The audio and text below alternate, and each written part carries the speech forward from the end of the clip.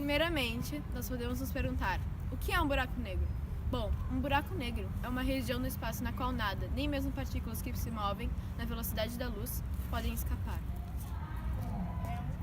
Eles ocorrem devido ao colapso de uma estrela, ou seja, em sua explosão. Sim, estrelas explodem. Apesar de parecerem tão onipotentes quando nos vemos no céu à noite, as estrelas não têm vida infinita. Elas vão gastando seu combustível até tornarem-se fracas demais e explodirem numa supernova. Mas então isso quer dizer que toda estrela vai virar um buraco negro? Não, nem todas. Se a estrela tiver pouca massa, ela também joga grande parte de sua camada externa de forma suave, virando uma nebulosa planetária. Esta depois vira uma anã branca, uma estrela densa e quente formada por oxigênio e carbono. As de massa 20 vezes maior que o Sol explodem em supernovas e viram buracos negros. Isso porque estrelas têm tamanhos diferentes. Mesmo que vistas de longe elas aparentem ser todas iguais, estrelas têm tamanhos diferentes conforme sua massa. Mas falando de buracos negros, é necessário citar duas coisas. É com você, Ana Beatriz.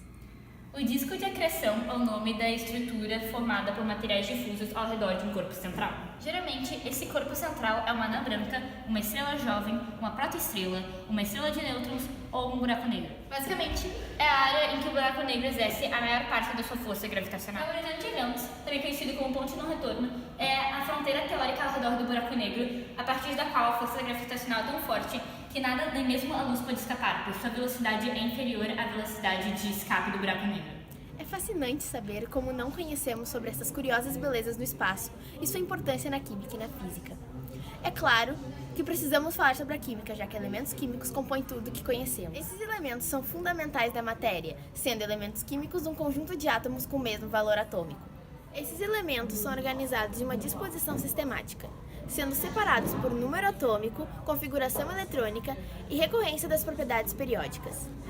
Essa disposição é chamada de tabela periódica.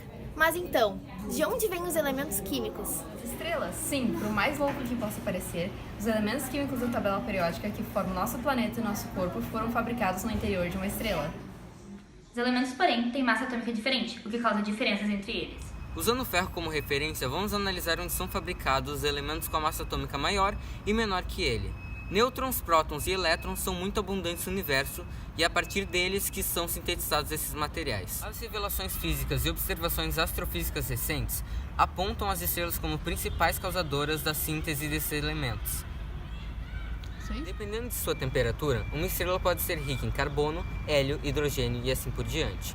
Quanto mais quente a estrela, maior a chance de que nela sintetizem elementos mais pesados. De uma maneira simplista, pensemos nas estrelas como o Sol, que, por exemplo, é rico em hidrogênio. O hidrogênio é submetido a reações de fusão nuclear em altas temperaturas. Essas reações ocorrem devido ao campo gravitacional intenso, alta pressão e altas temperaturas. Essas reações acontecem por causa do campo gravitacional intenso, pois as estrelas são, em geral, massivas, pela pressão, alta densidade de hidrogênio e pelas em alta temperaturas. Para cada reação de fusão de hidrogênio originando hélio, parte da energia resultante escapa da estrela, enquanto que uma porção dela fica retida na própria estrela, realimentando novas reações de fusão e desencadeando a síntese de elementos cada vez mais pesados. Em temperaturas mais altas ainda, o hélio dará origem ao carbono, por exemplo. Por fim, falando de química e átomos, o que aconteceria se dois núcleos atômicos se juntassem? Eles formariam outro núcleo com maior número atômico, poderia ocorrer também com mais de dois núcleos atômicos e faria uma fusão nuclear. Esse processo exige muita energia e consome muita energia para acontecer, mas libera ainda mais energia do que consome. Podemos concluir, portanto, que as estrelas têm vida finita, como nós, mesmo que pareçam indestrutíveis. Descobrimos também como são formados os buracos negros, além de desvendar o que são os elementos químicos que tanto ouvimos falar.